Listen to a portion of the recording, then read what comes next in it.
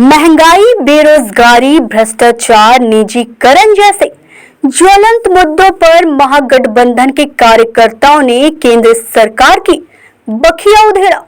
केंद्र सरकार द्वारा शिक्षा, स्वास्थ्य, सिंचाई, मनरेगा सहित अन्य ग्रामीण विकास एवं कल्याणकारी योजनाओं की मदद में लगातार किए जाने वाले कटौती का भी मुद्दा उठाया। वहीं महागठबंधन के नेताओं ने कहा कि भाजपा की सरकार के 9 साल का शासनकाल तबाही, बर्बादी, दमन, लूट और नफरत का भयावह दौर साबित हुआ है। यह पहली ऐसी सरकार है जो खाद्य पदार्थों से लेकर पाठ्य पुस्तकों व सामग्रियों पर भी टैक्स लगा रही है। रसोई गैस की कीमत 1300 रुपए प्रति सिलेंडर पार कर गई है और लोग एक बार फिर से गोईठा व लकड़ी के युग में लौटने के लिए विवश हो गए हैं। उज्ज्वला योजना के नाम पर गरीबों को सिर्फ मूर्ख बनाया गया। प्रत्येक साल 2 करोड़ रोजगार देने का वादा भी झूठा साबित हुआ। केंद्र सरकार के कार्यालयों में लाखों पद खाली पड़े हैं, लेकिन केंद्र सरकार इस पर कोई बहाली नहीं कर रही है। वहीं एक दिवसीय धरना दे रहे महागठबंधन नेताओं ने कहा कि विगत 75 वर्षों में बेरोजगारी की ऐसी भयावह स्थिति कभी सामने नहीं आई थी। लुढ़कते रुपए के बीच विदेशी कर्ज साल दर साल बढ़कर $620.60 तक पहुंच गया है। वर्ष 2014 के पहले देश की सभी सरकारों ने कुल मिलाकर 65 लाख करोड़ रुपए का कर्ज लिया था। मोदी सरकार ने अपने 9 साल के शासनकाल में अकेले 85 लाख करोड़ रुपए का कर्ज लिया है। बता दें कि महागठबंधन के नेताओं ने तो यह भी कहा कि देनदारियों को निपटाने में इस कर्ज का इस्तेमाल हो रहा है, इसका कोई फायदा आम लोगों को नहीं पहुंच रहा है। उल्टे 2021 में भारत सरकार के विदेश मंत्रालय के अनुसार देश के हर व्यक्ति के माथे पर करीब 32,000 रुपए का कर्ज हो चला है। वहीं जदयू के प्रखंड अध्यक्ष प्रेम प्रताप सिंह उर्फ अंशु ने कहा कि चौतरफा भुखमरी का विस्तार हो रहा है। घर में खाना बनाने के लिए पहले गैस का प्रचलन औरतों को सिखाया गया। अब नतीजा यह कि गैस इतना महंगा है कि आम माताएं बहनें इस महंगे के दौर में गुजरने के लिए मजबूर हो गई है। धरना में उपस्थित भाकपा माले के जिला सचिव विजय कुमार, राजद प्रखंड अध्यक्ष भोला सिंह, जदयू के जिला सचिव अजय सिंह, जगनारायण सिंह यादव, राजद नेता सुरेश सिंह, प्रखंड अध्यक्ष लुटावन बिंद मोतीलाल राम, प्रखंड अध्यक्ष भाजपा माले ब्रजेश कुमार सिंह, महबूब अंसारी, बबन कुर्मी, महबूब अंसारी, छोटेलाल पांडे के अलावे सैकड़ों महागठबंधन के नेता एवं कार्यकर्ता मौजूद रहे। कैमूर से ब्रजेश दुबे की रिपोर्ट। जब देश में गलत सरकार चलाने वालों की हुकूमत आई है, तब बिहार ऐसा प्रांत है, चाहे असहयोग आंदोलन, चाहे जयप्रकाश आंदोलन, जब बिहार से आंदोलन शुरू हुआ है तब देश की सत्ता परिवर्तन हुई है।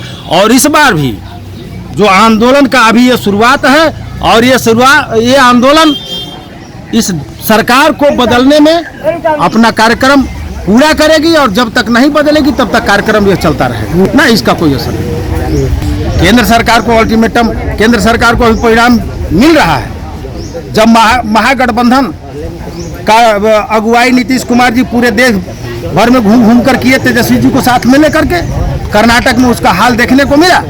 भाजपा के लोग धर्म के नाम पर लगातार वहाँ एक न एक शिगुफा छोड़ते रहे, लेकिन कर्नाटक में धराशायी हो गए, महाराष्ट्र में धराशायी हो गए। भले महाराष्ट्र में केंद्र सरकार बना लिए, मध्य प्रदेश में केंद्र सरकार बना लिए, तो वह कितने दिन तक धूर्तबाजी चलेगी? अब उनका दिन लग चुका है। अब निश्चित रूप से आने वाला चुनाव उनको सत्ता से बेदखल करना। धरना का मुख्य उद्देश्य यही है कि सरकार जो है किसान विरोधी है, नौजवान विरोधी है, छात्र विरोधी है और महिलाएं विरोधी हैं। इस सरकार से न किसान संतुष्ट है, न नौजवान संतुष्ट है, न छात्र संतुष्ट है, न महिलाएं संतुष्ट हैं। आखिरकार आप देख रहे हैं टीवी मीडिया आपके माध्यम से, दिल्ली में महिलाओं ने केंद्र सरकार के खिलाफ धरना प्रदर्शन किया। उनको सरकार ने बैरिंग करने के लिए कई तरह के हथकंडे अपनाए। छात्रों आंदोलन कर रहे हैं, छात्रों को टुकड़े टुकड़े गैंग बताया जा रहा है। नौजवान जब आंदोलन कर रहा है तो उन्हें अलगवादी बताया जा रहा है। किसान आंदोलन करता है तो उन्हें अपने खालिस्तानी बताया जा रहा है। आखिर इस देश से कौन ऐसी संस्था है कि जो खुश है? इसलिए इस देश से बीजेपी की सरकार से दुनिया का हर व्यक्ति, दुनिया का हर संस्था नाराज है। हताहत तो बीजेपी अब से शुरू हो गई है। महागठबंधन जब से बना है, महागठबंधन के नेता जब से बैठक कर रहे हैं, तब से बीजेपी हताहत है। बीजेपी एकदम पूरी तरह से कमजोर है, इतर बितर पड़ गया है। कोई असर नहीं पड़ेगा। महागठबंधन मजबूत है, महागठबंधन के नेता मजबूत है, महागठबंधन के लोग गांव-गांव बूथ तक मजबूत है। इससे कोई असर नहीं है। महागठबंधन जिंदाबाद है, जिंदाबाद रहेगा। आगे चल करके यह दस पर बीजेपी को हटाने में कामयाब रहेगा। यहाँ चिलचिलाती धूप में जनता जितनी जुटी हुई है, आप समझ सकते हैं कि हाँ इसका असर कितना पड़ेगा या नहीं पड़ेगा। 40-45 डिग्री तापमान है, वहाँ इस धूप में सैकड़ों की संख्या में माताएं, बहनें और कार्यकर्ता जुटे हुए हैं केंद्र की जन विरोधी नीतियों के खिलाफ। देखिए, इससे बहुत महागठबंधन पर असर पड़ने वाला नहीं है, क्योंकि पिछले चुनाव में मांझी जी को हम लोगों की पार्टी के ही थ्रू सीट दिया गया था 9 ठो, जिसमें से वो जीते थे। और चुनाव जब आता है तो सभी छोटे दलों की बार्गेनिंग शुरू रहती है, इधर से उधर जाते आते रहते हैं। इसका महागठबंधन पर कोई असर नहीं पड़ेगा। केंद्र सरकार जन विरोधी नीति के दम पर केवल अपना सरकार चलाना चाहती है। गैस का दाम बढ़ा के 1400 से 1500 रुपया कर दिया गया। यूरिया और DAP का दाम 5 गुना 6 गुना बढ़ा दिया गया। तो ये सब जनता पर महंगाई की मार थोपी जा रही है, और चुनाव के समय केवल धर्म के नाम पर वोट लेने का भाजपा और केंद्र सरकार के द्वारा काम किया जाता है। निश्चित रूप से विपक्ष एकजुट होगा और बीजेपी इस बार हारेगी, केंद्र में सरकार नहीं बनेगी। हमारे पूरे बिहार के महागठबंधन के सभी घटक दल के जितने नेता हैं, वो प्रदेश के लेकर पूरे हर प्रखंड में, आज पूरे बिहार में इस चीज़ का है कि जो भाजपा की जो नीतियां हैं, फूटी डालो शासन करो।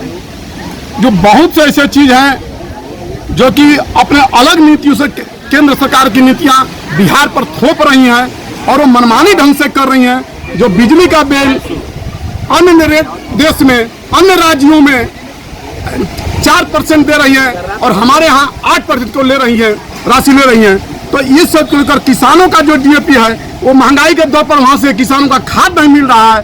बहुत से जो कि हम लोग के राष्ट्रपति जो हमारे देश के वो गरीब तबके से आते हैं, उनको माने संसद में उनको बुलाया नहीं गया। जो संसद का उद्घाटन हुआ, माने बहुत तरह का ऐसा है, छुआछूत का लेकर, हिंदू मुस्लिम को लेकर के जो बंटवारा कर रही है, एक जो पूरा फैला रही है पूरे देश भर में, इसका संदेश जाने का पूरे बिहार का नेतृत्व महागठबंधन के सभी घटक दल ये लोग कर रहे हैं। इसका हर प्रखंड में नेतृत्व कर रहे हैं। इसी के लेकर के आज हम लोग पूरे बिहार के प्रदेश के हर ब्लॉक में धरना है। एकदम हम लोग, अगर ये सरकार नहीं सुनती है तो मैं गांव-गांव जाकर पूरे देश में हम लोग का बिहार से संदेश हम लोग पूरे देश में देना चाहते हैं। जितनी भी लड़ाई देश में अगर कोई करवट बदली है तो बिहार की लड़ाई में बदली है। इसलिए बिहार से संदेश हम लोग देना चाहते हैं पूरे देश में पहुंचा कर की, और केंद्र सरकार को बदल कर दिखा देंगे 2024 के चुनाव में। ये नीतीश कुमार की प्रधानमंत्री की बात नहीं है, लेकिन एक पूरे घटक दल के 19 दल के पूरे नेतृत्व ये कर रहे हैं। पूरे इन लोग के एक चुनाव का जो है कि प्रधानमंत्री कौन बनेगा, ये चुनाव के बाद इससे घोषणा होगा। हम लोग सभी घटक के नेतृत्व दल मिलकर के ये इनको भाजपा को हराने का कार्यक्रम करके पूरे देश में। आज भगवानपुर प्रखंड मुख्यालय पर जो सैकड़ों लोगों ने धरना दिया है, इसके तहत महागठबंधन के राज्य नेतृत्व के द्वारा बैठक करके तय किया गया कि मोदी सरकार की जो 9 साल की तबाही, बर्बादी, लूट, दमन की सरकार है, उसके खिलाफ पूरे देश में एक संदेश देना है कि ये मोदी सरकार जो अपनी वाहवाही कर रहा है, वाहवाही ने बल्कि देश को घर में पहुंचा दिया। इसको लेकर के हम लोग बिहार में आज धरना दे रहे हैं। धरना का हमारा मांग है कि बिहार को विशेष राज्य का दर्जा दिया जाए, जातिगत जनगणना कराई जाए, SC ST के तहत जो गरीबों को जो सरकारी योजनाएं हैं उसको भारत सरकार, मोदी सरकार बंद कर रही, साजिश कर रही है। मनरेगा जैसी योजना में 429 रुपया मोदी ने खुद तय किया कि न्यूनतम मजदूरी तय होगी, लेकिन मनरेगा में मजदूरी 429 रुपया नहीं दे रहा है, और साथ ही साथ उस योजना को भी खत्म करने की साजिश कर रही है। आवास योजना को साजिश खत्म कर रही है। और महिला पहलवानों के द्वारा जो भी धरना दिया गया, आंदोलन चल रहा है, जो सांसद है भाजपा का ब्रिजभूषण सिंह, उसको बचाया जा रहा है।